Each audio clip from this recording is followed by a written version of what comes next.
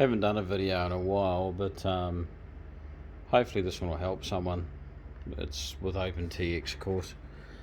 I've got a jet turbine, which you can see sitting up in the ceiling there. It's a great place to store it. A few other planes around here, of course.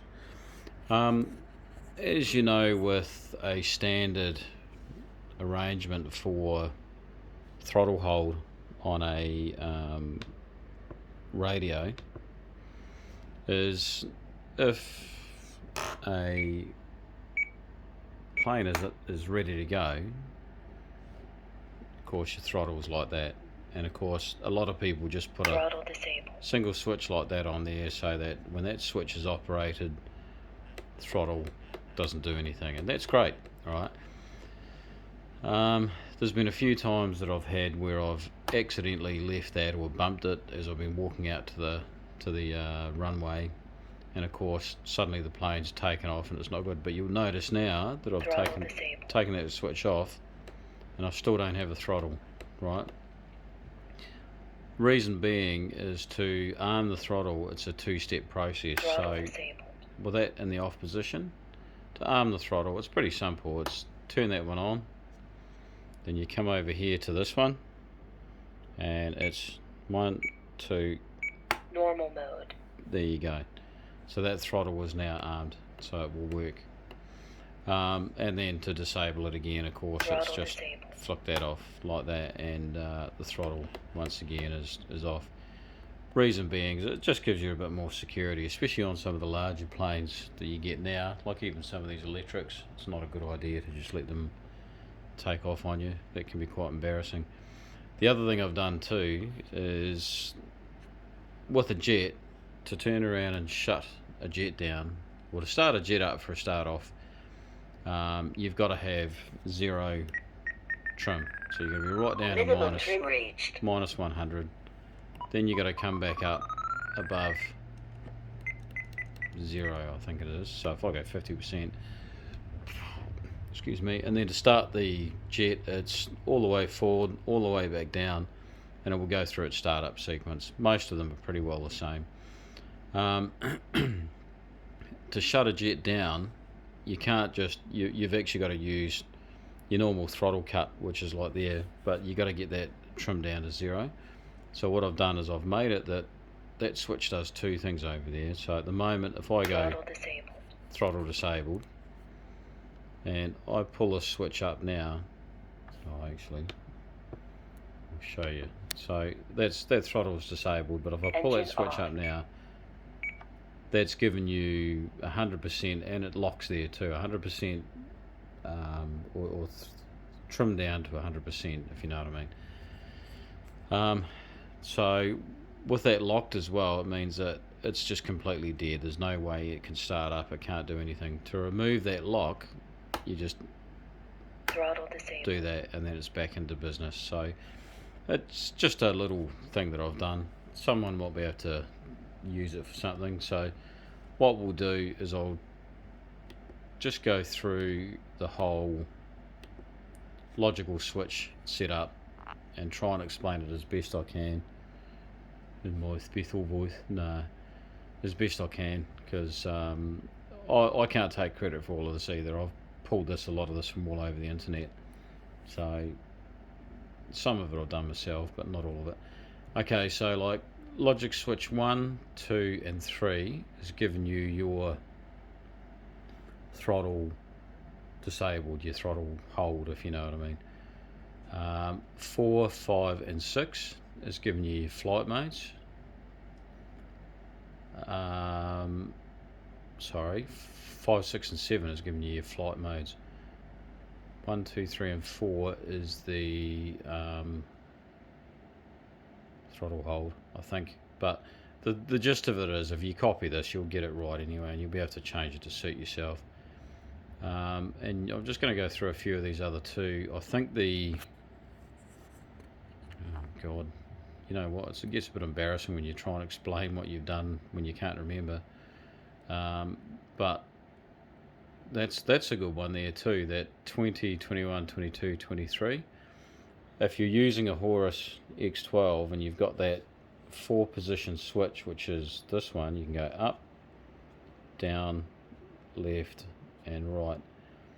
What that's given you is up, down, left and right. So I use that to reset my timer. It's just a bit more convenient. So yeah, and then of course if you want to look at that, in fact I can show you this too. So if I go, I'll just arm it, hang on. Normal mode. Right, so that's now in the armed position and it's a normal mode. So with this switch here, you'll see that at the moment, normal mode,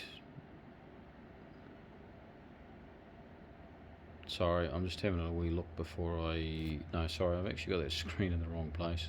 Yeah, that's better. Sorry. Okay, so if you look at that, Logic 5 is enabled, and it's all on switch SE, which is this one just here, right? So Logic 5 is enabled. Flight mode 1. Middle position is Logic 6. Flight mode 2. And flight mode 2 is the bottom position, right? Flight mode 1. So normal mode.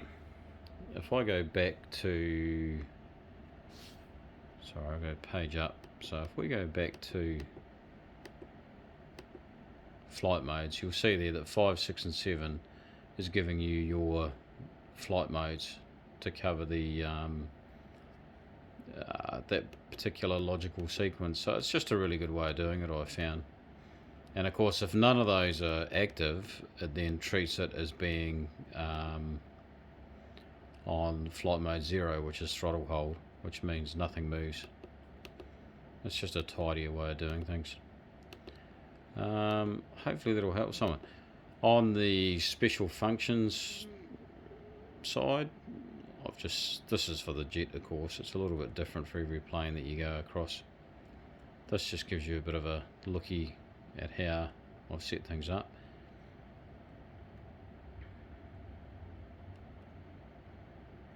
So Logic 12 is engine off, so that's that one. So if we actually go back and look at Logic 12 over here, so it's a sticky, so it needs Logic 11 and SF, right? So for that to work, it needs Logic 11, which is SF and SH, which of course is this one and this one. Needs both those active before that can be, and because it's sticky, it'll stay active until such time as you turn around and allow it to change. So yeah, 8 minutes of my diatribe, but hopefully it'll help someone. Not sure what else I can show you on there at the moment. That's just really the jet, but you can I use that throttle hold thing. In fact, I'll see if I can Throttle disabled. Sort of show you on here. So at the moment, Throttle disabled. I've got this one off. So if I take this one on, remember this switch is SF. So if we look at this at the moment, you'll see SF over here has just become active, right? And if I hold SH for roughly 2 seconds, I think it is, you'll see that you'll see a little flash on that Logic 1. I'll actually move that off there so it's out of the way. So you'll see a little flash on Logic 1. Normal mode. Very tiny flash, right? So when Logic 1 is enabled, it then needs Logic 2 and so when Logic 1 is enabled,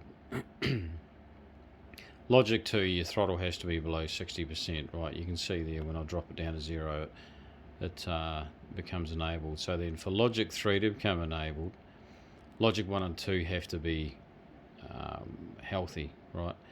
And then Logic 4 will be Logic 3 and SF has to be in the forward position, which of course once again is that one. And the idea behind that is you can't accidentally lock your throttle when you're flying around. That just gives you lots of safeguards to stop that from happening. Took me a couple of seconds to think about how that all worked actually, but you can kind of see what I'm talking about.